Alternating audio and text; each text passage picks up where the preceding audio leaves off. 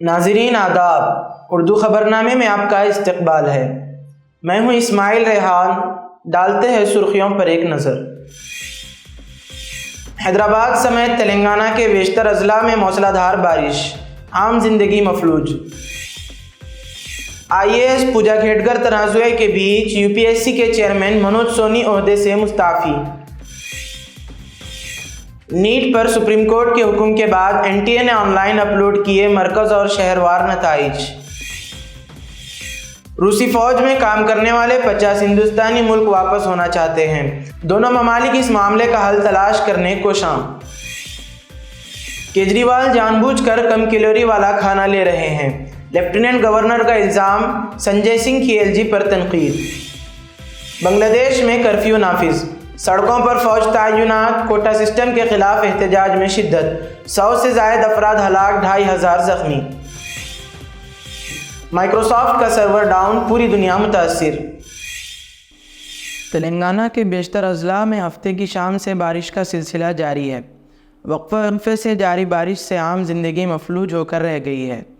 موسلادھار بارش کے باعث ندیاں اور نالے بہہ رہے ہیں۔ آبپاشی پروجیکٹس کی سطح آب میں اضافہ ہو گیا ہے، جس سے کئی پروجیکٹس کے دروازے کھول کر پانی چھوڑا جا رہا ہے۔ محکمہ موسمیات کے حکام نے لوگوں کو خبردار کیا ہے کہ وہ محتاط رہیں، کیونکہ اتوار اور پیر کو شدید بارش کا امکان ہے۔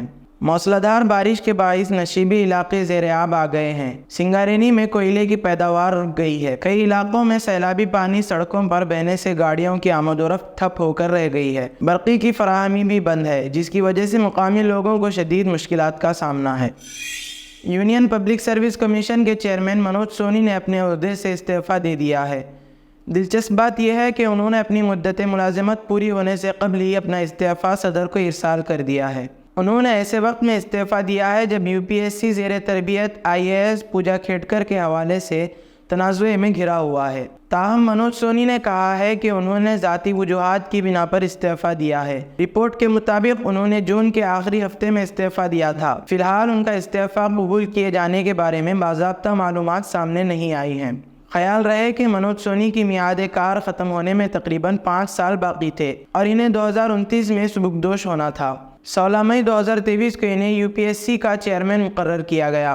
سونی 2005 میں ملک کی سب سے کم عمر یونیورسٹی کے وائس چانسلر بنے تھے۔ پوجا کھیڈگر کی بات کریں تو مہاراشٹر کیڈر کی زیر تربیت IAS ہیں۔ ان پر الزام ہے کہ انہوں نے IAS کا عہدہ حاصل کرنے کے لیے فرضی دستاویزات کا استعمال کیا اور UPSC کو غلط معلومات فراہم کی۔ الزام ہے کہ انہوں نے بصارت سے محروم اور دماغی طور پر بیمار ہونے کا سرٹیفکیٹ پیش کر کے UPSC امتحان میں حصہ لیا تھا۔ اسی بنیاد پر وہ خصوصی مراعات حاصل کر کے IAS بن گئیں۔ اگر انہیں یہ رعایت نہ ملتی تو حاصل کردہ نمبروں کی بنیاد پر ان کے لیے IAS کا عہدہ حاصل کرنا ناممکن تھا۔ نیٹ پر سپریم کورٹ کے حکم کے بعد NTA نے نیٹ UG طلباء کے مرکز اور شہروار نتائج کو آن لائن اپلوڈ کر دیا ہے۔ نتائج اپلوڈ کرنے کے لیے ہفتے کی دوپہر 12 بجے تک کا وقت دیا گیا تھا۔ تاہم CJI DY Chandrachud, justice JB پاردیوالا اور جسٹس منوج مشرا کی بینچ نے واضح کیا تھا کہ ان نتائج میں طلباء کی رازداری کا خیال رکھا جانا چاہیے۔ سپریم کورٹ میں نیٹ تنازع کے معاملے پر اگلی سماعت 22 جولائی کو ہونے والی ہے۔ خیال رہے کہ 5 مئی کو منعقد ہونے والے نیٹ UG امتحان کے شہر اور مرکز وار نتائج NTA نیٹ UG کی سرکاری ویب سائٹ پر اپلوڈ کیے گئے ہیں۔ نیٹ UG امتحان تنازع کیس میں طلباء کے وکیل اور عرضی گزار دھیرج سنگھ نے کہا تھا کہ امتحان سے پہلے ہی پیپر لیک ہو گیا تھا، اس میں کوئی شک نہیں ہے۔ ایسے میں پیپر لیک کس حد تک ہوا؟ کیا پیپر لیک صرف کچھ مراکز پر ہوا یا پیپر لیک بڑے پیمانے پر ہوا؟ لہٰذا یہ ضروری ہے کہ NTA مکمل نتائج جاری کرے تاکہ مکمل ڈیٹا کا تجزیہ کیا جا سکے۔ روسی فوج میں کام کرنے والے تقریباً 50 ہندوستانی شہری اب اپنے ملک واپس ہونا چاہتے ہیں۔ وزارت خارجہ نے کہا کہ روسی فوج میں خدمات انجام دینے والے تقریباً 50 ہندوستانی شہریوں نے ہندوستانی حکام سے رابطہ کر کے انہیں چھٹی دلوانے میں مدد مانگی ہے۔ دونوں ممالک اس معاملے کا حل تلاش کرنے کے لیے کام کر رہے ہیں۔ نئی دہلی نے روسی فوج میں ہندوستانیوں کی بھرتی پر پابندی لگانے کی درخواست کی تھی، جب اس سال یوکرین میں تنازع کے اگلے مورچوں پر تعینات یونٹوں کے ساتھ خدمات انجام دیتے ہوئے 4 ہندوستانیوں کی موت ہو گئی تھی۔ درحقیقت زیادہ تر ہندوستانیوں نے روسی فوج کے ساتھ معاون عملہ جیسے باورچی کے طور پر خدمات انجام دیں اور بعد میں یونٹوں کے ساتھ محاذ پر چلے گئے۔ عام آدمی پارٹی کے رکن پارلیمنٹ سنجے سنگھ نے دہلی کے چیف منسٹر اروند کیجریوال کی صحت سے متعلق لیفٹیننٹ گورنر ونے سکسینہ کے چیف سیکریٹری کو لکھے گئے خط پر رد عمل ظاہر کیا ہے۔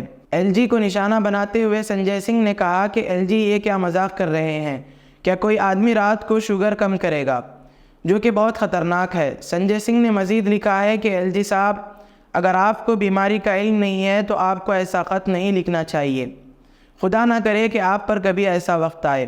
دراصل تہاڑ جیل سپرنٹینڈنٹ کی رپورٹ کا حوالہ دیتے ہوئے ایل جی کے پرسنل سیکریٹری نے لکھا کہ یہ حقیقت سامنے آئی ہے کہ سی ایم اروند کیجریوال جان بوجھ کر کم کیلوریز لے رہے ہیں۔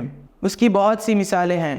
خوراک کی نگرانی کے چارٹ سے پتہ چلتا ہے کہ 6 جون 2024 سے 13 جولائی 2024 کے درمیان وزیر اعلیٰ نے دن کے دوران تینوں کھانوں کے لیے پوری تجویز کردہ خوراک نہیں کھائی۔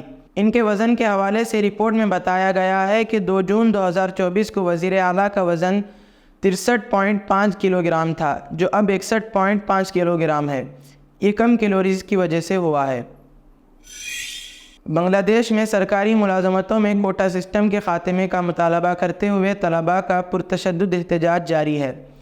چند ہفتے قبل ملک بھر میں شروع ہونے والی پرتشدد جھڑپوں میں اب تک 105 افراد ہلاک ہو چکے ہیں۔ شیخ حسینہ کی زیر قیادت حکومت نے امن و امان کی تشویشناک صورتحال پر قابو پانے کے لیے ملک بھر میں کرفیو نافذ کرنے اور فوج کو تعینات کرنے کا فیصلہ کیا ہے۔ سڑکوں پر لاٹھیوں، سلاخوں اور پتھروں کے ساتھ گھومتے احتجاجی طلباء بسوں اور پرائیویٹ گاڑیوں کو آگ لگا رہے ہیں۔ پولیس اور سیکیورٹی فورسز کے ساتھ جھڑپوں میں اب تک 2500 سے زائد مظاہرین زخمی ہو چکے ہیں۔ ملک میں موبائل انٹرنیٹ سروس بند کر دی گئی ہے۔ ہندوستان نے ان پرتشدد مظاہروں کو بنگلہ دیش کا اندرونی معاملہ قرار دیا ہے۔ وزارت خارجہ کے ترجمان رندھیر جیسوال نے اپنی ہفتہ وار میڈیا بریفنگ میں کہا کہ پڑوسی ملک میں رہنے والے 15,000 ہندوستانی محفوظ ہیں، جن میں سے تقریباً 8,500 طلباء ہیں۔ انہوں نے کہا کہ وزارت خارجہ صورتحال پر گہری نظر رکھے ہوئے ہے۔ ڈھاکہ میں ہندوستانی ہائی کمیشن ملک واپسی کی خواہشمند ہندوستانی طلباء کو مناسب سیکیورٹی فراہم کرنے کے لیے مقامی حکام کے ساتھ رابطہ کر رہا ہے۔ جمعہ کی رات 8 بجے تک بنگلہ دیش سے 125 طلباء سمیت 245 ہندوستانی واپس آئے ہیں۔ مائیکروسافٹ کے سروسز میں اچانک خرابی پیدا ہو گئی، جس کا اثر پوری دنیا پر پڑا ہے۔ سب سے زیادہ اثر ایئرپورٹس اور بینکوں پر نظر آ رہا ہے۔ دنیا کے کئی بینکوں میں لمبی قطاریں لگی ہوئی ہیں۔ سرور ڈاؤن ہونے کی وجہ سے ہوائی اڈے سے طیارے ٹیک آف نہیں کر پا رہے ہیں۔ صورتحال یہ ہے کہ SpiceJet, Akasa airlines, IndiGo سمیت کئی ایئر لائنز کو اپنے طیاروں کو گراؤنڈ کرنا پڑا اور فلائٹ آپریشن میں مسائل کا سامنا کرنا پڑا۔ ہندوستان کی سب سے بڑی گھریلو ایئر لائنز انڈیگو نے کہا کہ پورے نیٹ ورک کے تمام کے ساتھ جاری ایزیور سسٹم مسئلے سے متاثر ہے۔ دہلی اور ممبئی ہوائی اڈوں پر چیک ان سمیت کئی آن لائن خدمات کام نہیں کر رہی ہیں۔ سرور کی خرابی کی وجہ سے بہت سے مسافرین ایئرپورٹس پر پھنسے ہوئے ہیں۔ ایک مسافر نے social media platform X پر لکھا، میں دبئی ایئرپورٹ پر 1 گھنٹے سے زیادہ وقت سے پھنسا ہوا ہوں۔ چیک ان سرور ڈاؤن ہے، کوئی سرگرمی نظر نہیں آتی۔ ایئر انڈیا کے ایک مسافر نے بتایا کہ پائلٹ نے پرواز کے دوران اعلان کیا کہ ایئر لائن مسافروں کی تفصیلات حاصل کرنے سے قاصر ہے اور تمام مسافر جہاز میں سوار تھے۔ مائیکروسافٹ کی کلاؤڈ میں اچانک خرابی پیدا ہو جانے کی وجہ سے پوری دنیا کو تکنیکی خرابی کا سامنا ہے۔ اسی کے ساتھ آج کی خبروں کا اختتام ہوا جاتا ہے۔ پھر کل ہوگی ملاقات نئی خبروں کے ساتھ۔ دیجیے اجازت، اللہ حافظ۔